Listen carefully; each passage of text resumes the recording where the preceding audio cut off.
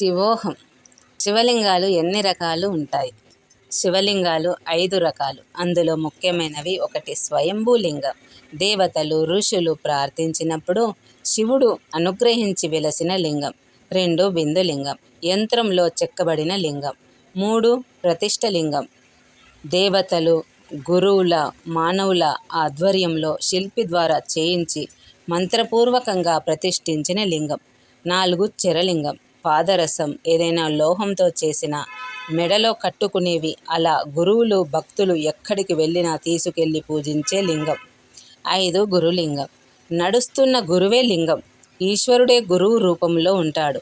కలియుగంలో ప్రతి ఒక్కరూ యథాశక్తి లింగం ప్రతిష్ఠించాలి, లేదా ప్రతిష్ఠ జరిగిన లింగానికి పూజలు జరగడానికి ధనం ఇవ్వాలి. శివలింగంలో ఒక్కొక్క భాగంలో ఒక్కొక్క దేవత ఉంటుందని శివమహాపురాణం వివరించింది. ఏ దేవత ఏ భాగంలో ఉంటారు? పానవట్టం అమ్మవారు, లింగం పరమేశ్వరుడు.